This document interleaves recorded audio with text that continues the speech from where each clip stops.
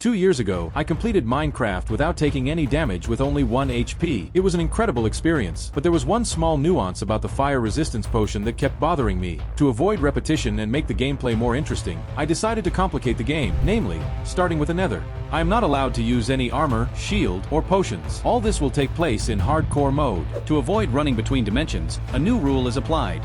One world at a time. The goal is to kill the dragon without taking any damage with 1 HP. Starting a game with the Nether, there is a much higher probability of death, as you are always surrounded by piglins, ghasts, skeletons, lava, magma, and a dangerous landscape. At first, he tried to complete this challenge during streams. At that time, the latest version of Minecraft was 1.20.1. I didn't have a clear plan on how best to do it.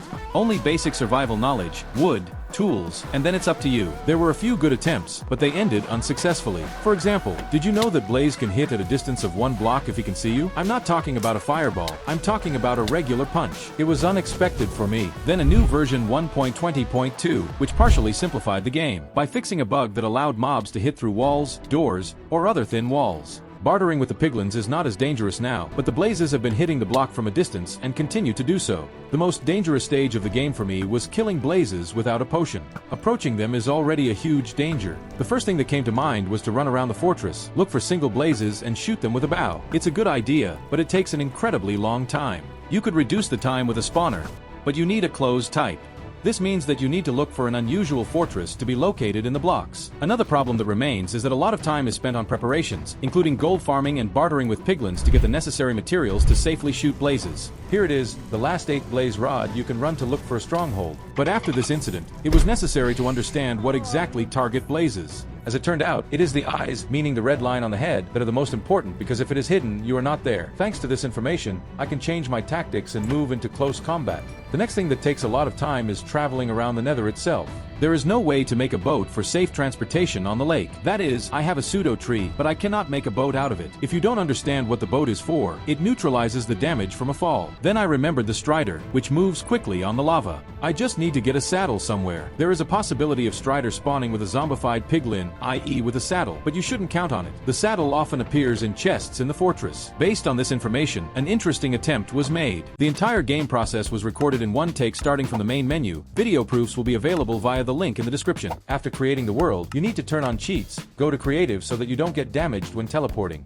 Next, I enter a command that teleports to the same coordinates in the Nether. Switch to survival and set a limit of 1 HP. You just have to re-enter the world to disable cheats. As you can already understand, this is 36 attempts, each of which took hour to several hours of play. In order for you to track every moment of the game and check for accuracy, I installed a special speedrunner mod that shows in-game time and real-time attack. I appeared in a small hole 1 block high, but the most important thing is that I can see the blocks of the fortress, so I can consider myself lucky. I did not dare to enter the fortress, so I went down the mountain to explore the area. There was only lava on all sides, and I had no choice but to return to the fortress. The netherrack doesn't take long to break, but I still had to dig for 1.5 minutes. It turned out to be the perfect fortress to start the game. I saw a few spawners, but it's too early to kill blazes. The first thing to do is to find chests with loot, including a saddle. I found 3 diamonds in the first chest. From a third party, you can safely see what's behind the wall. The second chest contains diamonds, gold, and golden armor, but according to the rules of the challenge, I am not allowed to use any armor that is so useful in Nether. The third chest contained golden swords that could save lives in this situation. I collected 6 diamonds and found a saddle with which I could have run to find a tree, but I saw another chest. Wither skeleton didn't look like an obstacle to looting it at all, but there was nothing valuable in the chest. Having found a way out, I also found Crimson Forest. I didn't have to run far to get the tree, but there are piglins and hoglins running around in this forest, which is dangerous. I got 3 decks, heard ghast, and looked around to see where he could be. But he saw me first, tried to hide in a cave, and there was a piglin, another one with ghast on the outside, and another piglin on the other side, so I could only run away. I refinished the wood, made a workbench and diamond tools at the 7th minute, which is a good start. Diamond axe cuts wood quickly. This is the resource you need to kill blazes safely. Collect more wood stack. This should be enough for the rest of the game. After this intense physical activity, I had a slight need for food. A safe way to satisfy this need is to collect mushrooms and make a mushroom stew. Returning to the same entrance from which I left the fortress, I ran to look for a spawner. Quickly built up the passage to avoid the blazes flying out and preventing approaches from behind. In addition, there are empty areas next to the spawner that need to be built up to remove spawning in these places. I put up slabs with trapdoor to safely kill blazes. Trapdoors provide the ability to crawl under the floor and open for easy killing. In 6 minutes of farming, 19 blazes were killed and 9 blaze rods were knocked out for a game with 1 HP, which is a good result. Then I ran to mine gold to barter with piglins, because they provide all the resources you need to complete the game. Just then I heard the sounds of Piglin, lured him out of the gorge and carefully buried him in a barter pit. At the moment, the most important resource for me is strings for making a fishing rod. I've exchanged all the gold, but it won't be enough. The next goal is to find the Strider. I carefully went down a level to the lava. He took the fishing rod in his left hand and began to build. By pressing the right mouse button, the Strider will accelerate, but it didn't have to run far. Bastion was nearby. I hid Strider so that he wouldn't run away and tried to find the gold. But Bastion is somehow unusual. Just a wasted 10 minutes. I returned to Strider and went in search of a new Bastion.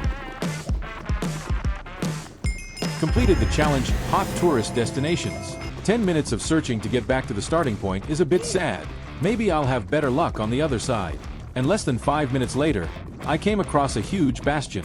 Strider hit it just in case. On the bridge, I saw a huge pile of gold. I see the gold. I see no obstacles. I have collected 17 blocks of gold. Now need to find Piglin for bartering. There is a Piglin right next door, so bartering with it is not bad, as no one interferes and poses a threat. However, it is too slow. I gathered a little courage and went to Bastion to gather several Piglins in one place.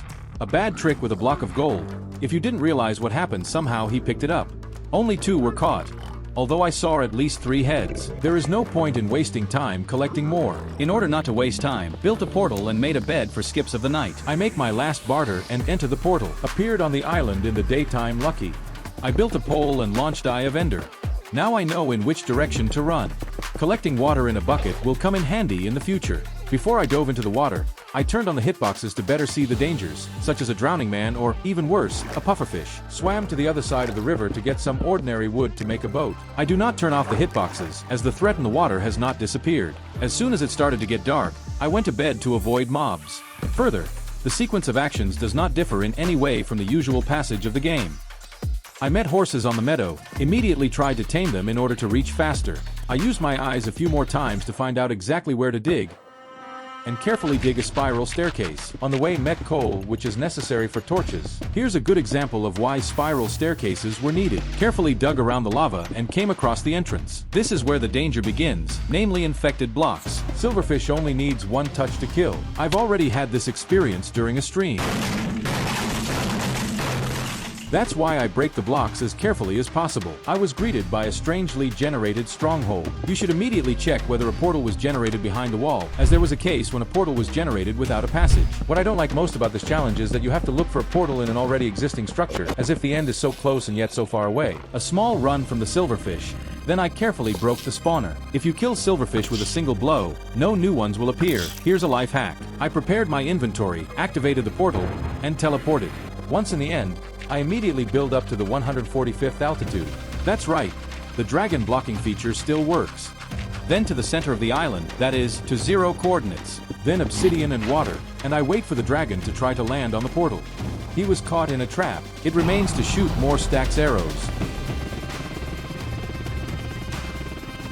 Don't forget to make a cool card against the background of a dying dragon. The egg has taken away the water, so need to jump on the stream and into the portal as quickly as possible. The final time was 2 hours, which is a very good result, but it can be better. It all depends on good seeds and a bit of luck. The terms of the challenge were fully met, and no damage was done. It was another incredible experience.